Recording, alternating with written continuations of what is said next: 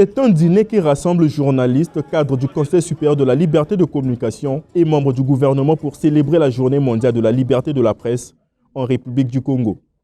Sur fond de plaidoyer, l'occasion aura permis aux hommes de médias par le biais des organisations professionnelles de solliciter au chef du gouvernement la création d'un environnement adéquat pour l'exercice de leur profession. La liberté de la presse appelle aussi et surtout à l'amélioration des conditions de vie de ces hommes et femmes de terrain. La budgétisation de l'aide financière aux médias, ajouter la redevance audiovisuelle, sont autres préoccupations de la presse congolaise. Presse privée et presse d'État se discutent ce qui reste comme réseau de publicité dans le pays.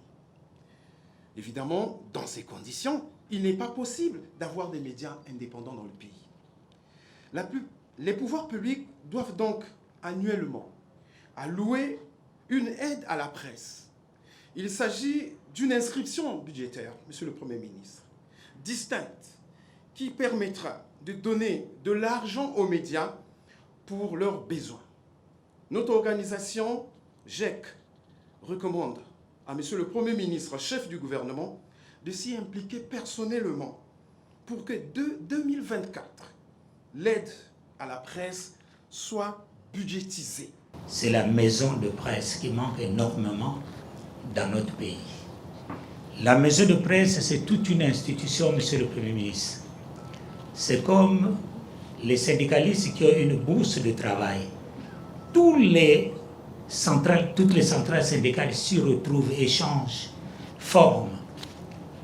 En République du Congo, la liberté de la presse est encadrée par la Constitution. Malheureusement, certaines restrictions persistent encore sur le terrain, mettant à mal les journalistes à s'exprimer librement. L'UNESCO, par l'entremise de sa représentante au Congo, salue les efforts consentis par le pays. La célébration de la Journée mondiale de la liberté de la presse est l'occasion de réaffirmer notre engagement dans le renforcement des capacités des professionnels des médias pour assurer la production d'informations fiables et de qualité, susceptibles de renseigner utilement et de contribuer aux efforts du Congo pour l'atteinte des objectifs de développement à l'horizon 2023.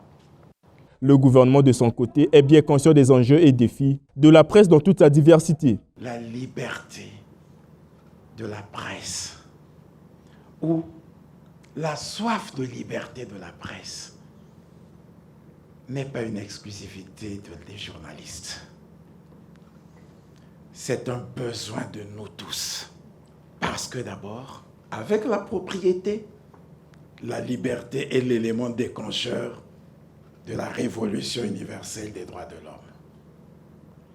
Nous avons tous soif de liberté, besoin de liberté. Toutes les libertés et toute la liberté, y compris, bien entendu, la liberté de presse. Le Premier ministre, chef du gouvernement, est bien le demandeur numéro 1 de la liberté de la presse. Placé 81e au classement de journalistes sans frontières, le Congo avance lentement mais sûrement vers une véritable liberté de la presse.